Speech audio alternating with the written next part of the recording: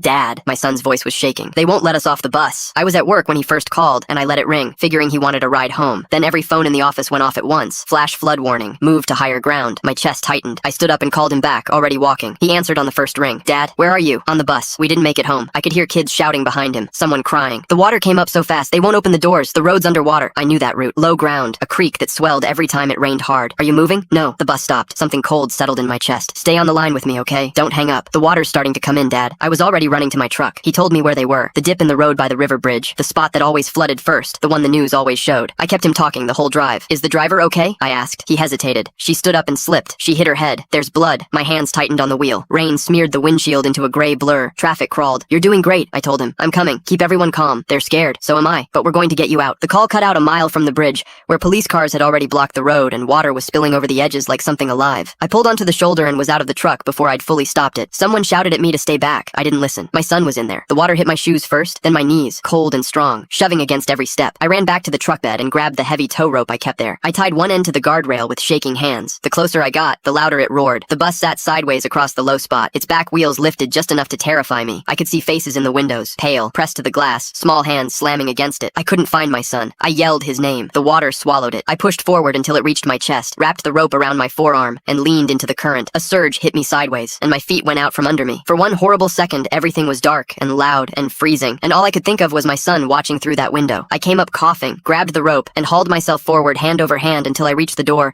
and slammed my palm against it. Someone forced it open from inside. Water rushed in. Kids screamed. I'm here, I shouted. I've got a rope. Everybody listen. And then I saw him, near the front, crouched low, one arm around a smaller kid sobbing into his shoulder. His face was streaked with tears, but his eyes went steady the second they found mine. Dad. I tied the rope to the metal railing inside. I told everyone to stay in their seats. I pointed at an older boy and told him to press his hoodie against the driver's head to slow the bleeding. Sirens were closing in now. Firefighters appeared at the far end of the bridge and sent another rope snaking across the water. We knotted them together, fast and tight. One by one, we moved the kids off the bus, hand to hand along the rope, fighting the current for every step. The water clawed at them. The ropes held. My legs felt like they were full of wet sand, but I kept going back. My son was last. He stood in the doorway and looked down at the brown water tearing past. I can't, he said, his voice breaking. I grabbed him under the arms and pulled him against my chest. You can. I've got you. I am not letting go. We stepped down together. The current slammed into us and my feet slid, but hands caught us from the far side. Firefighters hauling us up onto solid ground. Behind us, the bus shifted, metal groaning, and everyone froze. Then it settled. They'd gotten every single kid off. The driver made it too. Nobody was left behind. Sitting on the back of an ambulance later, a blanket around both of us. My son leaned his head against my shoulder and said quietly, I knew you'd come. Every time, I told him, no matter what's in the way. I've thought a lot about that day since. Not about the water. About the look on his face when he saw me in that doorway. The fear turning to something steadier. Because his dad had shown up. That's the whole job. You show up and you don't let go.